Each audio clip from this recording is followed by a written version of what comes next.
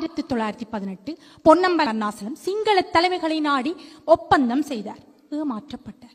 1925 மகேந்திரி ஒப்பந்தமும் தமிழரை ஏமாற்றியது.